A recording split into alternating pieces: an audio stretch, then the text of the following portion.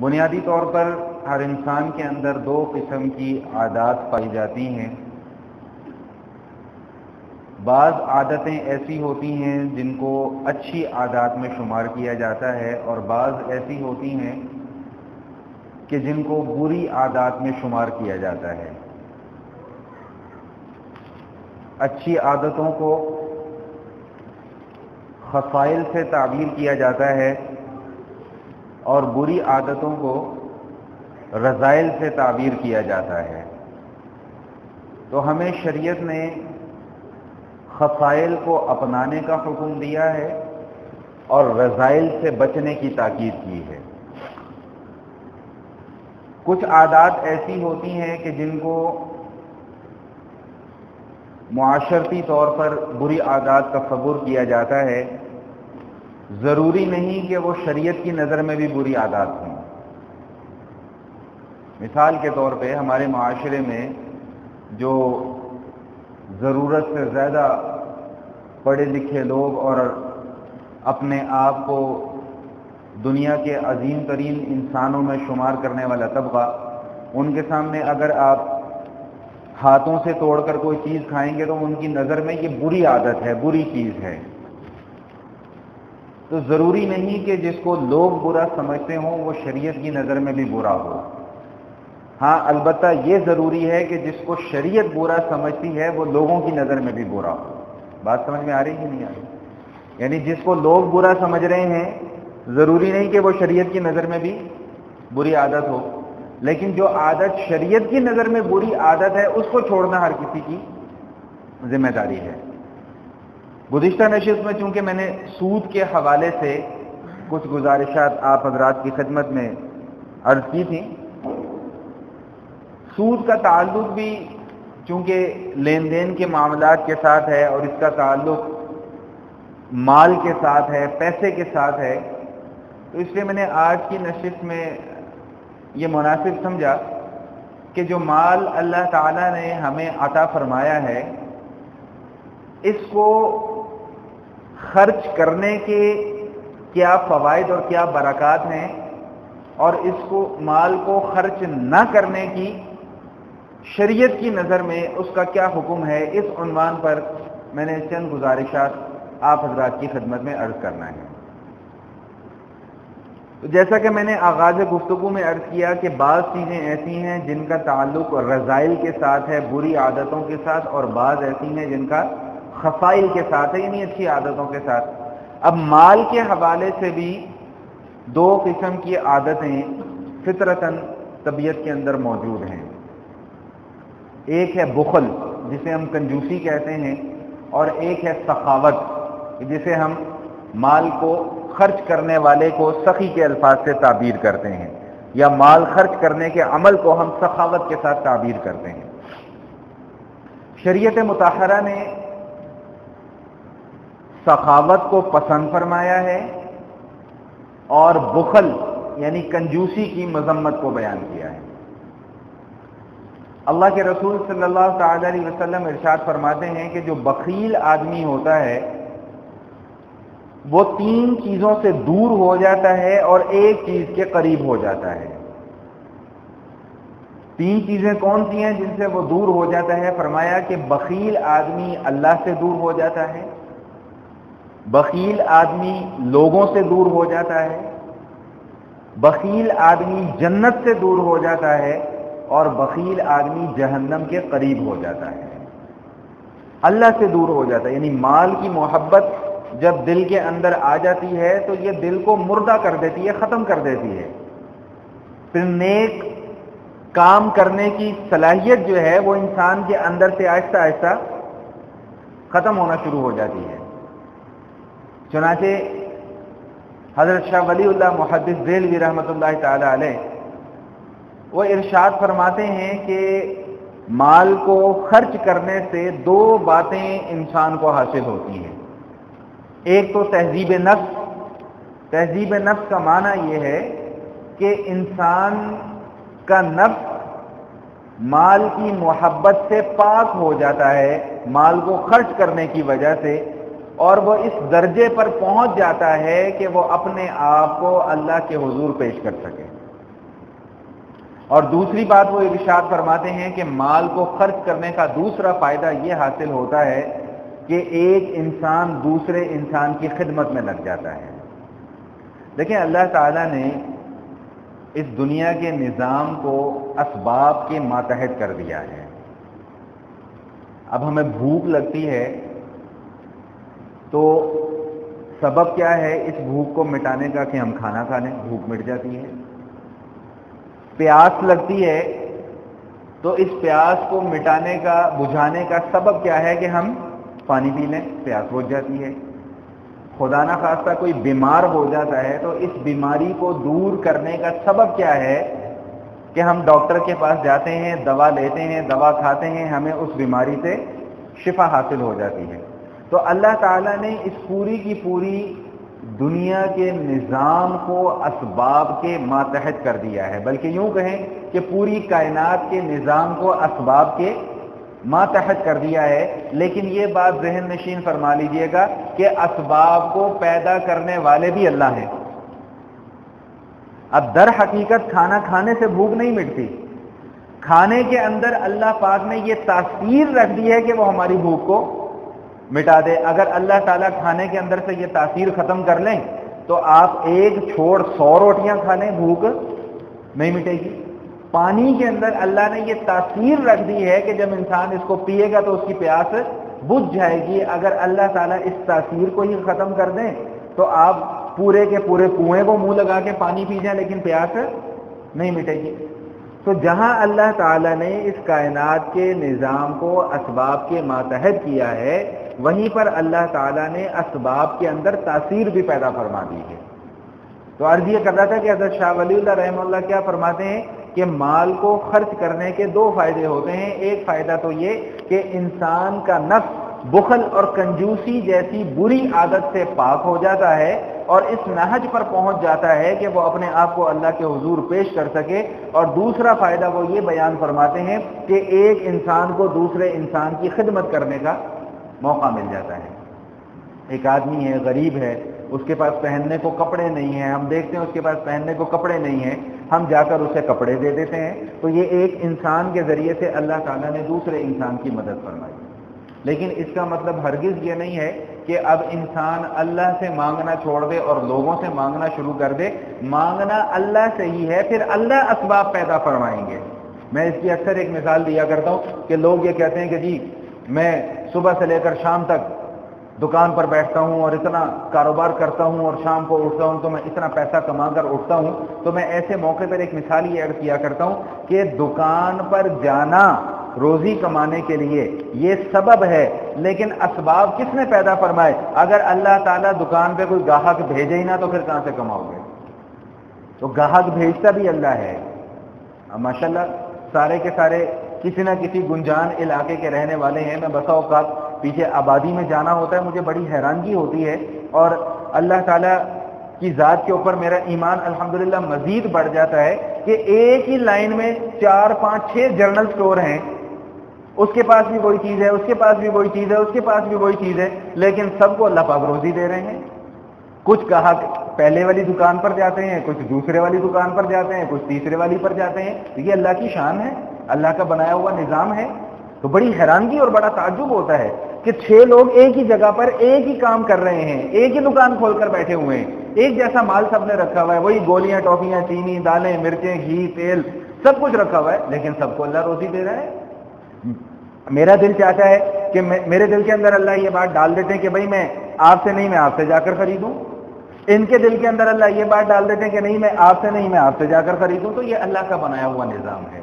تو اللہ تعالیٰ نے اس دنیا کو اسباب کے ماتحت کر دیا ہوا ہے، اور انہی اسباب میں سے ایک کیا ہے سبب کہ ایک انسان دوسرے انسان کی مدد کر رہا ہے، کسی نہ کسی طریقے سے ایک انسان دوسرے انسان کی مدد کر رہا ہے۔ تو یہ بخل اور جو کنجوسی، مال کو خرچ نہ کرنا، مال کے اوپر سانپ بن کر بیٹھ جانا اور مالدار مال کا حق ادا نہ کرے، اللہ کی نظر میں اس سے زیادہ مالی اعتبار سے اس سے زیادہ سنگین جرم اللہ کے نزدیک کوئی نہیں ہے کہ انسان کنجوسی اختیار کرنا شروع کر دیتا ہے۔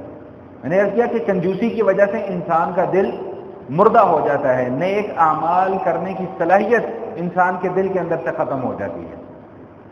حدیث کی کتابوں میں ایک واقعہ لکھا ہوا ہے کہ ایک صاحب ہیں ثعلبہ بن ابی حاتم، ایک مرتبہ حضور علیہ السلام کی خدمت میں حاضر ہوئے اور آ کر عرض کیا کہ یا رسول اللہ، آپ میرے لیے یہ دعا کیجئے کہ اللہ تعالیٰ مجھے زیادہ مال عطا فرما دے، یہ دعا آپ میرے لیے کیجئے۔ تو نبی علیہ السلام نے فرمایا کہ جتنا مال اللہ نے تمہیں دیا ہے اسی کے اوپر گزر بسر کرو۔ میں نے کہا نہیں یا رسول اللہ، میرے لیے آپ بس دعا کریں کہ مجھے اللہ تعالیٰ مال کثیر عطا فرمائے۔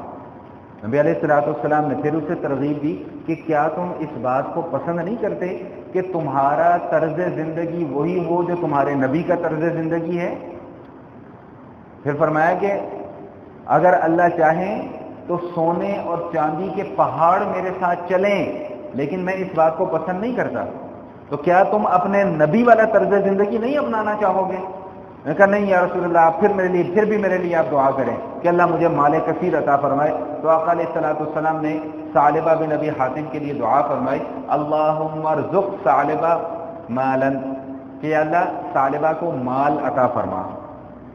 اب روایات میں آتا ہے کہ ان کے پاس اب مال بڑھنے کی شکل کیا ہو، ان کے پاس 2 4 6 بکریاں تھیں، ان بکریوں کے اندر ان کی تعداد میں اتنا اضافہ ہوا کہ ان کو مدینہ کے اندر رہنا مشکل ہو گیا، اتنی بکریوں کی تعداد بڑھ گئی۔ نبی پاک صلی اللہ علیہ وسلم کی دعا تھی اور ان کی آزمائش کا آغاز ہونا تھا، تو اتنی زیادہ بکریوں کی تعداد ہو گئی کہ ان کا مدینہ منورہ میں رہنا مشکل ہو گیا۔ انہوں نے مدینہ سے اپنا سارا مال مول اٹھایا اور مدینہ کے باہر ایک وادی تھی، وہاں پر جا کر رہنا شروع کر دیا۔ اب اس مال بڑھنے کی وجہ سے سب سے پہلا اثر کیا ہوا کہ مسجد نبوی میں ان کی حاضری کم ہو گئی۔ پہلے 5 نمازیں پڑھتے تھے، اب صرف ظہر اور عصر کی نماز مسجد نبوی میں پڑھنے جاتے تھے، باقی نمازیں نہیں پڑھنے جاتے تھے۔ اب ان بکریوں کی تعداد میں اور اضافہ ہوتا گیا، اتنا اضافہ ہو گیا کہ اب اس وادی کے اندر رہنا بھی مشکل ہو گیا، وہ وہاں سے بھی نکلے آگے اور کسی بڑے علاقے میں چلے گئے۔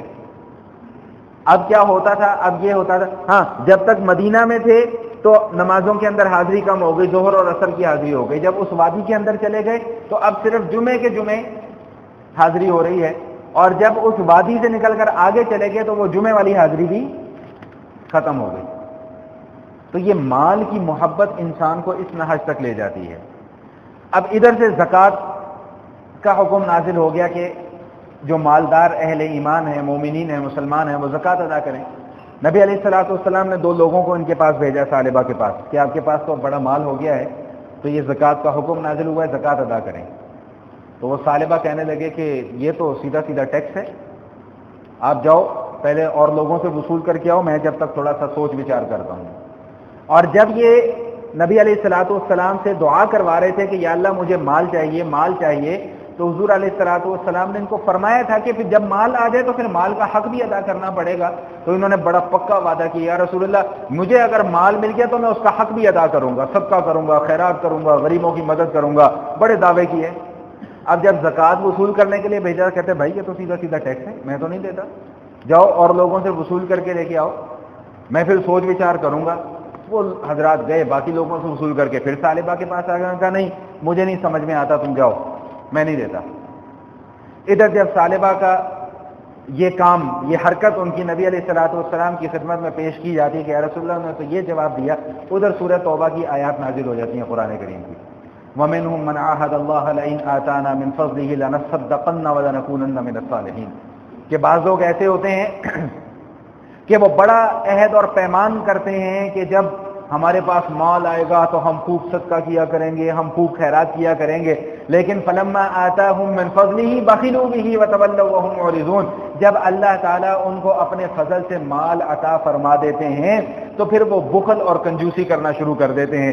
جب ثعلبہ کو پتہ لگا کہ یہ آیات میرے متعلق نازل ہو گئیں تو اب وہ سورا کا سورا اپنا مال لے کر حضور کی خدمت میں حاضر ہو گئے، یا رسول اللہ اس کو قبول فرما لیجئے۔ اللہ اکبر، اللہ کی شان، میں بتلانا یہ چاہ رہا ہوں کہ مال کی محبت انسان کو کہاں لے جاتی ہے۔ اللہ کی شان، اللہ کی طرف سے حکم یہ نازل ہوتا ہے۔ رسول اکرم صلی اللہ علیہ وسلم ثعلبہ کو یہ بات ارشاد فرماتے ہیں کہ مجھے اللہ نے منع کر دیا ہے کہ میں تجھ سے کوئی چیز وصول کروں۔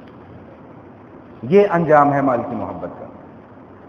نبی علیہ الصلوۃ والسلام کا وصال ہو گیا، حضرت ابوبکر صدیق رضی اللہ تعالیٰ عنہ کی خلافت آ گئی. یہ سالبہ حضرت ابوبکر صدیق کے پاس آئے کہ جی میرے مال میں سے صدقہ و خیرات قبول کر لیجئے.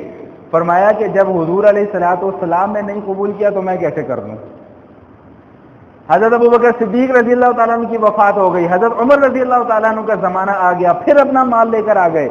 یا امیر المومنین یہ میرا مال ہے، اس میں صدقہ و خیرات قبول کر لیجئے. انہوں نے بھی یہی جواب دیا، جب رسول اللہ نے قبول نہیں کیا، ابو بکر نے قبول نہیں کیا، تو میں کیسے تیرا مال کو قبول کر سکتا ہوں. تو مال کی محبت انسان کو اس محض تک لے جاتی ہے. یہ کنجوسی، مال کو خرچ نہ کرنا انسان کے دل کو مردہ کر دیتی ہے، ختم کر دیتی ہے. اور مال کو خرچ کرنے کا مطلب کیا ہوتا ہے؟ ہم نے مال کو خرچ کرنے کا بھی ایک اپنا ہی ایک فارمولہ طے کر لیا ہے، ایک اپنی ہی سوچ سے ہم نے تعین کر لیا ہے کہ یہ مال کو خرچ کرنے کا کیا مطلب ہے. ہم نے تعین یہ کر لیا ہے کہ مال کو خرچ کرنے کا یہ مطلب ہے کہ جب بچے یا بچی کی شادی ہو تو 10 لاکھ روپیہ اس کے اوپر لگا دو، جی ہم نے مال کو خرچ کر لیا. لیکن ادھر جب زکوٰۃ ادا کرنے کا وقت آ جائے، او ہو میں تو ابھی بچی کی شادی کر کے فارغ ہوا، میں تو ابھی بچے کی شادی کر کے فارغ ہوا. ادھر سے قربانی آ جائے، او ہو ابھی بچوں کا داخلہ کروایا ہے کالج میں، یونیورسٹی میں، اتنا ہمارا خرچہ ہو گیا، ہم قربانی نہیں کر سکتے. ادھر سے حکم آ جائے کہ بھئی کو صدقہ و خیرات کرو، او ہو جی ابھی تو ہاتھ بڑا تنگ ہوا ہے، ابھی تو گنجائش نہیں نکل رہی ہے. ادھر سے حکم آ جائے کہ بھئی جس کا تم نے قرض لیا ہوا ہے اس کا قرضہ ادا کر دو، او ہو جی ابھی تو بڑی تنگ دستی چل رہی ہے، ابھی ہم آپ کے پیسے نہیں دے سکتے. یہ ہم نے خود سے ایک تعین کر لیا کہ ہم نے مال کو خرچ کرنا ہے، اور یہ تعین ہمارا غلط سمت میں جا رہا ہے. اللہ کے رسول صلی اللہ علیہ وسلم کی تعلیمات سے ہم پتہ لگاتے ہیں کہ مال کو کیسے خرچ کرنا چاہیے. یہ حدیث بڑے کام کی حدیث ہے، تو ساری حدیثیں کام کی ہوتی ہیں، لیکن اس عنوان پر مجھے کم از کم اس سے زیادہ خوبصورت حدیث نہیں میں نے پڑھی. ساری حدیثیں خوبصورت ہیں، میرا کہنے کا مقصد ہرگز خدا نہ خواستہ یہ نہیں ہے، لیکن اس عنوان پر یہ نہایت خوبصورت حدیث ہے اور جامع حدیث ہے. ایک صحابی نبی علیہ الصلوۃ والسلام کی خدمت میں حاضر ہوتے ہیں، آ کر عرض کرتے ہیں یا رسول اللہ ان لی دینارا، میرے پاس 1 دینار ہے. پوچھنے کا مقصد تھا کہاں خرچ کروں.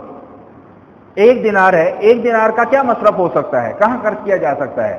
فرمایا انفق علی نفسک، اپنے اوپر خرچ کرو، اپنی بھوک مٹاؤ، اپنی پیاس مٹاؤ، اپنے لباس کا انتظام کرو، جو 1 دینار سے تم اپنے لیے کر سکتے ہو وہ کرو.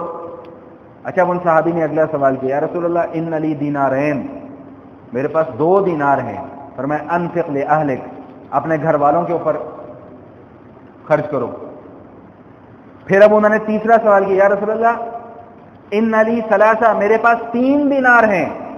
فرمایا انفق علی خادمک، جو تمہارے گھر کے ملازم ہیں، تمہارے خادم ہیں، ان کے اوپر خرچ کرو. ذرا غور کریں، تصور کریں کہ نبی علیہ الصلوۃ والسلام کیا تعلیمات دے رہے ہیں. اپنے اوپر خرچ کرو، اپنے اہل و عیال پر خرچ کرو، پھر جو تمہارے گھر کے اندر خادم ہیں، تمہارے ملازم ہیں تمہارے، ان کے اوپر خرچ کرو. ذرا تصور تو کریں، رک کر 1 منٹ کے لیے سوچئے تو صحیح کہ میں اور آپ اپنے گھریلو ملازمین کے ساتھ سلوک کیا کرتے ہیں. میں تو جس علاقے میں رہتا ہوں یہاں تو اکثر بلکہ 100% یہاں پر گھروں کے اندر ملازمین ہیں، اور وہ بیچارے جب آ کے اپنی اپنی کہانیاں رو رو کر سناتے ہیں کہ ان کے ساتھ کیا کیا ظلم ہوتا ہے، میں آپ کو کیا بتاؤں گا. میں بیان نہیں کر سکتا کہ کس کس قسم کے ظلم ان لوگوں کے ساتھ کیے جاتے ہیں. اور ہم یہ سمجھ رہے ہوتے ہیں کہ اللہ پاک نے ہمیں عہدہ دے دیا ہے، اچھے علاقے میں بڑا گھر دے دیا ہے، تو ہم شاید دنیا کے کامیاب ترین انسان بن گئے. یہ سراسر ہماری بے وقوفی ہے. ہم اپنے ڈرائیوروں کے ساتھ، گھریلو ملازمین کے ساتھ کیا سلوک کرتے ہیں. ملازم سے ایک کانچ کا برتن ٹوٹ جائے تو اس کی ماں بہن ایک کر کے رکھ دیتے ہیں. معذرت کے ساتھ میں وہ لینگویج استعمال کر رہا ہوں جو عام طور پہ معاشرے میں استعمال ہوتی ہے، برا نہ محسوس کیجیے گا اس چیز کو. خود میرے سے چاہے لاکھوں کا نقصان ہو جائے، میری اولاد سے ہزاروں کا نقصان ہو جائے، مجھے وہ شاخ نہیں گزرے گی، میری طبیعت کے اوپر وہ بات گراں نہیں گزرے گی. لیکن میرے ملازم سے ایک چائے کا کپ ٹوٹ جائے تو اس کی نہ پھر میں ماں کی عزت کرتا ہوں، نہ اس کی میں بہن کی عزت کرتا ہوں. یہ میری آنکھوں دیکھے واقعات ہیں جن کا خلاصہ میں آپ کے سامنے عرض کر رہا ہوں.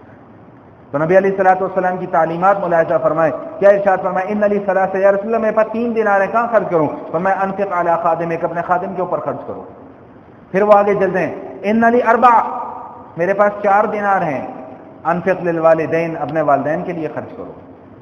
اب وہ پھر آگے چلتے ہیں یا رسول اللہ ان لی 5، میرے پاس تو 5 دینار ہیں، ان کو کیسے خرچ کروں. فرمایا انفق للاقربین، اپنے رشتہ داروں کے اوپر خرچ کرو۔ اب وہ پھر آگے چلتے ہیں، یا رسول اللہ ان لی ستہ، میرے پاس 6 دینار ہیں، فرمایا کہ انفق فی سبیل اللہ، اللہ کے راستے میں خرچ کرو۔ ذرا توجہ کریں اس حدیث کے اوپر، کیسے نبی علیہ الصلوۃ والسلام نے ترتیب مال کو خرچ کرنے کی بیان کی ہے کہ کس طرح آپ نے اپنے مال کو خرچ کرنا ہے۔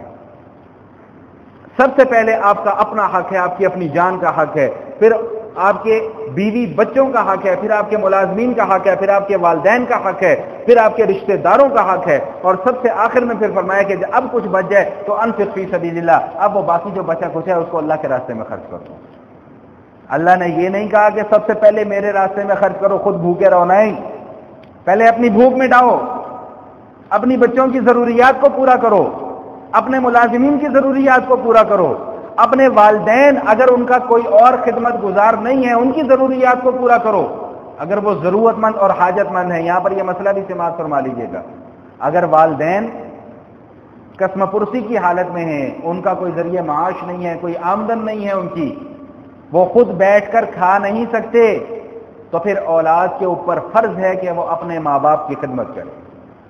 لیکن اگر ماں باپ صاحب حیثیت اور صاحب وسعت ہیں تو پھر اولاد کے اوپر فرض نہیں ہے کہ وہ اپنے ماں باپ کی خدمت کرے پیسے کے ذریعے سے یا اور کسی حوالے سے، ہاں اگر وہ کرے گا تو اس کا ثواب ملے گا۔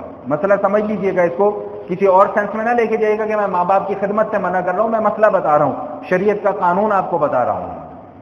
تو کیسی ترتیب بیان کی جا رہی ہے کہ سب سے پہلے اپنے اوپر خرچ کرو، پھر اپنے بیوی بچوں کی ضروریات کو پورا کرو، پھر اپنے ملازمین کی ضروریات کو پورا کرو۔ ایسا نہیں کہ خود تو تم کھا لو اور ان کو بھوکا رکھو، ایسا نہیں کہ خود تو تم پی لو اور ان کو پیاسا رکھو، ایسا نہیں کہ خود تو تم قیمتی لباس قیمتی پوشاکیں زیب تن کر لو اور تمہارا ملازم جو ہے وہ ننگ کی حالت میں پھرتا رہے۔ اس بات کی ہماری شریعت اجازت نہیں دیتی۔ جس وقت بالکل نبی علیہ الصلوۃ والسلام کی وفات کا وقت قریب آیا، بالکل جان کنی کی کیفیت میں، مرض الوفات میں، جو آخری 2 جملے رسول اکرم صلی اللہ تعالی وسلم نے ارشاد فرمائے، اس میں بھی یہی 2 باتیں ارشاد فرمائیں، الصلاۃ وما ملکت ایمانکم، بھائی ایک تو نماز بالکل نہیں چھوڑنی، نماز کی پابندی کرنا، اور دوسرا اپنے ماتحتوں کے ساتھ ہمیشہ اچھا سلوک کرتے رہنا۔ یہ وما ملکت ایمانکم کا جو لفظ ہے دیکھنے میں تو یہ چھوٹا سا لفظ ہے، لیکن اس کے اندر رسول اللہ صلی اللہ تعالی وسلم نے اتنی تفصیل بیان کر دی ہے اس چھوٹے سے لفظ کے اندر کہ میں اگر اس تفصیل کو بیان کرنا شروع کروں گا تو میری یہ آج کی نشست اس موضوع پر، اس عنوان پر کم پڑ جائے گی۔ افسر کیا، ماتحت کیا، شوہر کیا، بیوی کیا، والدین کیا، اولاد کیا، حکمران کیا، عوام کیا، سب کی ذمہ داریاں رسول اکرم صلی اللہ تعالی وسلم نے اس چھوٹے سے جملے کے اندر بیان فرما دی، وما ملکت ایمانکم۔ تو بہرحال عرض یہ کر رہا تھا کہ بخل اور کنجوسی، مال کو خرچ نہ کرنا اللہ کے نزدیک مالی خیانتوں میں سے سب سے بڑی خیانت ہے اور سب سے بڑا جرم ہے۔ یہ اللہ تعالیٰ کی رحمت سے بندہ دور ہو جاتا ہے، لوگوں سے دور ہو جاتا ہے۔ لوگ کہتے ہیں یار کنجوس آدمی ہے، دفع کرو۔ مجھے اپنے زمانے طالب علمی کا ایک واقعہ یاد آ گیا کہ ہمارا ایک دوست ہوا کرتا تھا، وہ مرید کے سے آتا تھا پڑھنے، مرید کے سے۔ تو اب دیہات کے جو لوگ ہوتے ہیں ان کی ماشاءاللہ خوش خوراک لوگ ہوتے ہیں، حالانکہ اپنے گھر سے ناشتہ کر کے آتا تھا، لیکن ہمارے پاس کچھ 10 ساڑھے 10 بجے نا کچھ تھوڑا سا وقت ہمیں مل جاتا تھا تو ہم باہر نکل جاتے تھے مدرسے سے۔ وہ ایک نان چنے والے بابا جی بیٹھتے تھے مسلم ٹاؤن پہ، بڑا زبردست۔ تو اب ہم 4-5 دوست تھے، وہ ہمیشہ ہم ایک ہی چیز نوٹ کرتے تھے کہ وہ پیسے نہیں نکالتا، کبھی میں نے پیسے دے دینے، کبھی ایک دوست نے، کبھی دوسرے۔ آخر کار ایک دن ہم نے پکڑ لیا تو پتہ یہ لگا کہ وہ پیسے اپنے نیفے کے اندر چھپا کے لے کے آتا ہے۔ تو بعض لوگ معاشرے میں ایسے بھی ہوتے ہیں کہ جن کا دل ہی نہیں کرتا کہ وہ پیسے کو خرچ کریں، حالانکہ پیسہ کمانے کی اتنی تاکید نہیں ہے جتنی پیسہ خرچ کرنے کی تاکید بیان کی گئی ہے۔ خرچ کرتے رہو، خرچ کرتے رہو۔ سیدہ اسماء بنت ابی بکر رضی اللہ تعالی عنہ، نبی پاک صلی اللہ تعالی وسلم کو فرماتے ہیں، اے اسماء گن گن کر نہ خرچ کیا کر، اللہ بھی تجھے گن گن کر دینا شروع کر دے گا۔ بے تحاشا خرچ کرو، اللہ بے تحاشا تمہیں عطا فرمائیں گے۔ اور اس بات کا غم نہ کرو کہ میں مال کو خرچ کر رہا ہوں تو میرا مال ختم ہو جائے گا، نہیں، مال ختم نہیں ہوتا۔ اگر آپ حضرات کے ذہنوں میں ہو تو میں نے گزشتہ نشست میں بھی یہ بات عرض کی تھی کہ جو صدقہ و خیرات ہے اللہ تعالیٰ اس کے اندر برکتیں عطا فرما دیتے ہیں۔ اور جو سود اور ناجائز ذریعوں سے کمائی ہوئی دولت ہے اللہ تعالیٰ اس کے اندر سے برکت کو ختم کر دیتے ہیں. وہ آپ 10 لاکھ روپے بھی کما لیں گے لیکن پھر بھی ضروریات پوری نہیں ہوں گی. اور حق حلال کی روزی میں سے 1000 بھی کما لیا اور اس میں سے 100 روپے یا 10 روپے یا 50 روپے اللہ کے راستے میں دے دیے تو انشاءاللہ ثم انشاءاللہ اللہ تعالیٰ 900 روپے کے اندر اتنی برکت پیدا فرما دیں گے کہ جو 1 لاکھ کمانے والے کے پاس وہ برکت نہیں ہوگی. تو اصل چیز یہ ہے وہ برکت کا حاصل ہونا ہے. تو اب یہ ترتیب ذہن میں رکھیں کہ رسول اللہ صلی اللہ علیہ وسلم نے مال کو خرچ کرنے کی ترتیب کیا بیان فرمائی ہے. بخل سے منع فرمایا ہے. اور یاد رکھیے گا کہ بخل سے بڑی ایک اور بیماری ہے جس کو قرآن میں شح کہا ہے. شح شین اور ہے شح. یہ بخل اور شح اس کے اندر فرق بھی ملاحظہ فرما لیجیے. بخل یعنی کنجوسی، اس کے اندر صرف اور صرف انسان کی خواہش یہ ہوتی ہے کہ جہاں پر اللہ تعالیٰ نے مال کو خرچ کرنے کا حکم دیا ہے وہاں پر مال کو خرچ نہ کیا جائے. زکوٰۃ ادا کرنے کا حکم ہے زکوٰۃ ادا نہ کرے، قربانی کرنے کا حکم ہے قربانی نہ کرے، اور جو دیگر حقوق ہمارے ذمے ہیں وہاں پر پیسہ آدمی خرچ نہ کرے. یہ تو کنجوسی ہے، بخل ہے. ایک اس سے بڑی بیماری ہے وہ شح ہے. شح اور شح کا جرم بخل سے بھی زیادہ بڑا ہے. اور شح کیا ہوتا ہے کہ ایک تو مصارف جہاں پر اللہ نے پیسہ خرچ کرنے کا حکم دیا ہے وہاں پر پیسہ خرچ بھی نہ کرے، اور دل کے اندر لالچ یہ ہو کہ بس 2 دونی 4 کا پہاڑا چلتا رہے. یہ ہے شح. پیسہ خرچ بھی نہیں کرنا اور جتنا موجود ہے اس کو 2 گنا 4 گنا 8 گنا 10 گنا زیادہ بڑھانے کی کوشش میں لگے رہنا، اور اس حرص اور لالچ کے اندر اپنی ساری زندگی کو برباد کرتے رہنا. یہ ہے شح. اور یہ شح بخل سے بھی بڑا جرم ہے. اور شح سے بچنے والوں کے لیے اللہ کا فیصلہ قرآن کریم میں ہے وَمَن يُوقَ شُحَّ نَفْسِهِ فَأُولَٰئِكَ هُمُ الْمُفْلِحُونَ. جو لوگ اپنے آپ کو لالچ سے حرص سے بچا لیتے ہیں فَأُولَٰئِكَ هُمُ الْمُفْلِحُونَ، اللہ کا وعدہ یہ کہ یہ لوگ کامیاب ہیں. یہ جو معاشرے کے اندر ایک عدم توازن کی کیفیت پیدا ہو گئی ہے. پہلے آج سے کچھ عرصہ پہلے کو 20-25 سال پیچھے چلے جائیں تو 3 طبقات ہوتے تھے. ایک لوور کلاس ہوتی تھی، ایک مڈل کلاس ہوتی تھی، ایک اپر کلاس ہوتی تھی. اب یہ مڈل کلاس جو ہے یہ بیچ میں سے ختم ہو گئی. اب 2 کلاسز صرف رہ گئی ہیں، یا تو اپر کلاس ہے، میں اس کو ایک نام اور دیتا ہوں سپر اپر کلاس ہے، یا پھر لوور کلاس ہے. اب وہ مڈل کلاس والا طبقہ بیچ میں سے ختم ہو چکا ہوا ہے. اب تو امیر جو ہے وہ امیر تر اور غریب جو ہے وہ غریب تر ہوتا چلا جا رہا ہے. یہ معاشرے کی کیفیت کیوں ہے؟ یہ عدم توازن کیوں ہے؟ اس لیے کہ مالدار مال کا حق ادا نہیں کرتے.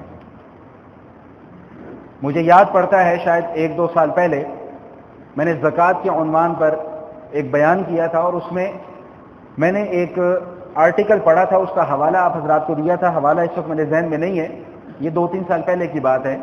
اس میں نے پڑھا تھا کہ صرف ہمارے ملک پاکستان میں جو سالانہ زکوٰۃ اکٹھی ہوتی ہے جو صرف بینکوں میں کٹتی ہے، صرف بینکوں میں جو کٹتی ہے وہ سالانہ 5 ارب روپیہ زکوٰۃ صرف بینکوں کی قیمت میں جاتی ہے کٹوتی میں، اور جو لوگ اپنے طور پہ ادا کرتے ہیں وہ علیحدہ ہے. اب یہ 5 ارب روپیہ اگر مارکیٹ میں آ جائے اور مستحق کو تک پہنچ جائے تو کیا آپ کو یہ سڑکوں پہ بھیک مانگنے والے نظر آئیں گے؟ کیا کوئی بیچارہ ایسا شخص آپ کو نظر آئے گا کہ جس کی بیٹی کے بالوں میں چاندی اسی وجہ سے آ گئی ہو کہ وہ اس کے لیے سامان تیار نہیں کر سکا، اس کے پاس اسباب نہیں ہے اپنی بچی کی شادی کرنے کے لیے؟ کیا کوئی ایسا فرد معاشرے کے اندر نظر آئے گا؟ یہ صرف اور صرف معاشرے کی جو حالت ہے یہ اس لیے ہے کہ مالداروں نے مال کا حق ادا کرنا بند کر دیا ہے. ہر کوئی اپنے مال کو 2 سے 4 کرنے کی فکر میں لگا ہوا ہے، اس فکر میں نہیں لگا ہوا کہ میرے اوپر اس مال کا جو حق ہے میں وہ ادا کروں اور اللہ کے ہاں میں اس کا اجر اور ثواب پالوں. سیدہ عائشہ صدیقہ رضی اللہ تعالیٰ عنہ فرماتی ہیں کہ ہم نے ایک دفعہ بکری گھر میں پکائی تو رسول اللہ صلی اللہ علیہ وسلم نے فرمایا کہ یہ تقسیم کر دی جائے. ساری بکری تقسیم کر دی اور اس کا ایک شانہ جو ہے کندھا دستی کا گوشت وہ حصہ گھر کے اندر رکھ لیا. نبی علیہ الصلوۃ والسلام گھر واپس تشریف لائے اور فرمایا کہ بھئی کیا بچا باقی؟ تو اما عائشہ صدیقہ رضی اللہ تعالیٰ نے عرض کیا کہ جی وہ ایک دستی کا حصہ ہے ایک چھوٹا سا وہ بچ گیا اور باقی جی تقسیم کر دیا. تو آقا علیہ الصلوۃ والسلام نے فرمایا کہ نہیں، جو تقسیم کر دیا ہے وہ بچ گیا ہے اور جو رکھ لیا ہے یہ ضائع ہو جانے والا ہے. اور اللہ تعالیٰ بھی قرآن کریم میں اسی بات کو ارشاد فرماتے ہیں ما عندکم ینفد وما عند اللہ باق، جو تمہارے پاس ہے مال وہ تو باقی رہنے والا نہیں ہے، اور جو تم نے اللہ کے راستے میں آگے خرچ کر دیا وہ ہمیشہ ہمیشہ باقی رہنے والا ہے۔ حسن بصری رحمۃ اللہ تعالیٰ علیہ کی مجھے بڑی پیاری بات یاد آ گئی۔ حسن بصری رحمۃ اللہ فرماتے ہیں کہ میں نے یہ جو سخاوت کی صفت ہے نا، سخاوت، اس کے اوپر غور کیا، غور، تو میں اس نتیجے پر پہنچا کہ سخاوت کرنے والا اللہ تعالیٰ سے گمان رکھتا ہے، اچھا گمان رکھتا ہے کہ اللہ نے جو وعدہ کیا ہے اس کو پورا کرے گا، اور اللہ کا وعدہ کیا ہے، وما انفقتم من شیء فهو یخلفہ وهو خیر الرازقین، کہ جو کچھ تم اللہ کے راستے میں خرچ کرو گے اللہ اس کا نعم البدل تمہیں عطا فرمائیں گے، وهو خیر الرازقین، اور اللہ تعالیٰ تو رزق دینے والوں میں سب سے بہتر ہے۔ اور فرمایا کہ جو شخص بخل کا، کنجوسی کا مرتکب ہو رہا ہے، وہ نعوذ باللہ ثم نعوذ باللہ اللہ تعالیٰ سے بدگمانی کر رہا ہے کہ اللہ نے جو وعدہ کیا ہے اللہ اس وعدے کو پورا نہیں کرنے والا ہے، اللہ نے جو وعدہ کیا ہے اللہ اس وعدے کو پورا نہیں کرنے والا ہے۔ اس لیے جا بجا قرآن کریم میں اور نبی علیہ الصلوۃ والسلام کی تعلیمات میں اور حضرات صحابہ کرام رضوان اللہ تعالی اجمعین کی زندگیوں میں ہمیں یہی سبق ملتا ہے، یہی بات ملتی ہے کہ جہاں مال آیا وہیں پر اللہ کے راستے میں خرچ کر دیا۔ منافع کی امید اللہ سے رکھی کہ منافع اس کا اللہ تعالیٰ عطا فرمائیں گے۔ جیسا کہ میں نے گزشتہ نشست میں بھی وہ حدیث آپ کے سامنے عرض کی تھی کہ رسول اکرم صلی اللہ علیہ وسلم ارشاد فرماتے ہیں کہ اگر تم ایک کھجور بھی اللہ کے راستے میں صدقہ کرتے ہو نا، ایک کھجور، تو اللہ تعالیٰ اس کھجور کو، اس صدقے کو اپنے دائیں ہاتھ میں لیتے ہیں، پھر اس کو پالتے ہیں، ایسے پالتے ہیں جیسے تم اپنے جانور پالتے ہو، یہاں تک کہ وہ ایک کھجور کا جو صدقے کا ثواب ہے وہ احد پہاڑ کے برابر ہو جاتا ہے۔ اگر تو آخرت کے اوپر ایمان اور یقین ہوگا پھر تو یہ ساری کی ساری باتیں سمجھ میں آ جائیں گی۔ میں ان لوگوں کی بات ہی نہیں کرتا کہ جو آخرت کے اوپر ایمان ہی نہیں رکھتے، ان لوگوں کی میں بات ہی نہیں کرتا، میں تو سیدھا سادہ سا مسلمان ہوں اور سیدھا سادہ انداز گفتگو ہے، اور مقصد یہی ہوتا ہے کہ آخرت کا تصور ہمارے ذہنوں کے اندر مضبوط ہو جائے۔ جو لوگ اپنی پوری زندگی کو اپنی عقل کے تابع کر کے چلانے کی کوشش کرتے ہیں وہ کبھی کامیاب نہیں ہوتے، یہ میری بات یاد رکھیے گا، کیونکہ ہمارا دین ہماری عقل کے تابع نہیں ہے، ہاں ہماری عقل ہمارے دین کے تابع ضرور ہے۔ سیدہ عائشہ صدیقہ رضی اللہ تعالیٰ عنہ فرماتی ہیں اور کہ نبی علیہ الصلوۃ والسلام کی جب وصال کا وقت قریب آیا تو حضور علیہ الصلوۃ والسلام نے کے پاس 6 یا 7 دینار تھے، 6 یا 7 دینار تھے، تو ام عائشہ فرماتی ہیں کہ مجھے نبی علیہ الصلوۃ والسلام نے تاکید فرمائی کہ ان کو صدقہ کر دینا، ان کو صدقہ کر دینا۔ وہ کہتی ہیں میں مصروفیت کی وجہ سے بھول گئی، نبی علیہ الصلوۃ والسلام کو کوئی 1-2 دن کے بعد پھر یاد آیا کہ میں نے تمہیں کہا تھا وہ صدقہ کرنے کو، تم نے کیا کہ نہیں کیا؟ عرض کیا کہ یا رسول اللہ میں تو بھول گئی۔ تو نبی علیہ الصلوۃ والسلام نے سخت غصے اور ناراضگی کا اظہار فرمایا اور ان دیناروں کو منگوایا اور اپنے ہاتھ میں لیا اور پھر فرمایا کہ تمہارا کیا خیال ہے اس بارے میں کہ ایک نبی اللہ سے اس حال میں ملے کہ اس کے پاس یہ دنیا کی چیزیں موجود ہوں، یہ دنیا کی لذتیں موجود ہوں؟ یہ 6 یا 7 دینار، 6 یا 7 دینار، فرمایا جاؤ اور فوراً اس کو صدقہ کر دو۔ نبی علیہ الصلوۃ والسلام نے عصر کی نماز پڑھائی، عصر کی نماز پڑھانے کے بعد سلام پھیرنے کے بعد بیٹھے نہیں، ایک دم اٹھے اور لوگوں کی گردنیں پھلانتے ہوئے باہر تشریف لے گئے، گھر تشریف لے گئے، تھوڑی دیر بعد پھر واپس آئے۔ صحابہ بڑے حیران ہوئے کہ آج یہ عجیب معاملہ دیکھا ہے، آج سے پہلے تو کبھی اس طرح کا معاملہ نہیں دیکھا۔ تو پھر پوچھا ہمت کر کے، جسارت کر کے کہ یا رسول اللہ معاملہ کیا ہوا؟ فرمایا کہ مجھے یاد آ گیا تھا کہ میرے گھر کے اندر کچھ سونا پڑا رہ گیا ہے اور میں اس بات کو پسند نہیں کرتا کہ میرے گھر میں کچھ سونا پڑا باقی رہ جائے اور میں اس کو اللہ کے راستے میں خیرات نہ کروں۔ صدقہ و خیرات کرنے میں مشکل کیا ہے؟ 1000 روپے میں سے 100 روپیہ نکال دینے میں مشکل کیا ہے؟ جس کے پاس 10 لاکھ روپیہ ہو اس کے لیے 2500 روپیہ، 2000 روپیہ، 5000 روپیہ، چلو میں یہ نہیں کہتا، 1000 روپیہ نکال دینا کون سی مشکل کی بات ہے؟ ہم نے یہ صدقہ و خیرات کا دروازہ جب سے بند کیا ہے اللہ تعالیٰ نے رزق کی تنگی ہمارے اوپر مسلط کر دی ہے۔ 2 جرم کے مرتکب ہو رہے ہیں ہم، 2 جرم کے مرتکب ہو رہے ہیں۔ ایک تو ہم مالدار ہونے کے باوجود مال کا حق ادا نہیں کرتے، اور دوسرا جرم یہ ہے کہ جو مال کمانے کے ہمارے ذرائع ہیں ان ذرائع کے اندر ہم لوگ بالکل احتیاط نہیں کرتے کہ میں نے مال کیسے کمانا ہے اور کیسے نہیں کمانا ہے۔ مفتی تقی عثمانی صاحب دامت برکاتہ عالیہ فرماتے ہیں کہ میں ایک دفعہ اپنے والد گرامی مفتی شفیع صاحب رحمۃ اللہ علیہ کے ساتھ گاڑی میں کہیں جا رہا تھا، تو راستے میں ایک فقیر مل گیا۔ اس فقیر نے صدا لگائی کہ اللہ کے نام پہ کچھ دے دو، تو کہتے ہیں کہ والد صاحب نے اپنی جیب سے جو حیثیت تھی نکال کر فقیر کے ہاتھ میں رکھ دیا۔ تو مفتی تقی صاحب فرماتے ہیں کہ میں نے والد صاحب سے یہ بات عرض کی کہ حضرت وہ تو پیشہ ور آدمی ہیں، آپ نے اس کو نکال کر کچھ دے دیا، پتہ نہیں مستحق بھی تھا کہ نہیں تھا۔ تو اللہ والوں کی باتیں بڑی عجیب ہوتی ہیں۔ مفتی شفیع صاحب رحمہ اللہ نے فرمایا کہ میاں اس بات کے اوپر غور کرو کہ جو نعمتیں تمہیں اللہ پاک نے عطا فرمائی ہیں تم ان کے مستحق ہو کہ نہیں ہو۔ ذرا سوچیں، ذرا بیٹھ کر اس کو تصور کریں کہ کتنی نعمتیں اللہ پاک نے ہمیں عطا فرمائی ہیں، میں ان نعمتوں کا حقدار ہوں بھی کہ نہیں، پھر بھی اللہ مجھے دیے جا رہے ہیں۔ جتنی نافرمانیاں ہم اللہ کی کرتے ہیں، قاعدہ اور قانون تو یہ ہے کہ اللہ تعالی ہمیں ایک گھونٹ پانی کا بھی نصیب نہ کرتے اور ہم ایڑیاں رگڑ رگڑ کر اپنی جان جہاں آفرین کے سپرد کر دیتے۔ قانون تو یہ ہے، ضابطہ تو یہ ہے، لیکن اس کے باوجود اللہ تعالیٰ کی رحمتیں صبح بھی نازل ہو رہی ہیں، شام کو بھی نازل ہو رہی ہیں۔ صبح بھی پیٹ بھر کر کھانا کھا لیتے ہیں، دوپہر کو بھی پیٹ بھر کر کھانا کھا لیتے ہیں، رات کو بھی پیٹ بھر کر کھانا کھا لیتے ہیں، پھر سکون کی نیند سو بھی جاتے ہیں، کام کاج بھی کر رہے ہیں، سارے کے سارے معاملات چل رہے ہیں۔ یہ اللہ تعالیٰ کی رحمتیں نہیں ہیں تو اور کیا ہے؟ یہ اللہ تعالیٰ کے انعامات نہیں ہیں تو اور کیا ہے؟ تو ذرا اس جملے کے اوپر غور فرمائیے گا کہ پتہ نہیں ہم اللہ تعالیٰ کی رحمتوں کے مستحق ہیں بھی کہ نہیں، پھر بھی اللہ تعالیٰ اپنی رحمتوں سے ہمیں نوازتے چلے جا رہے ہیں۔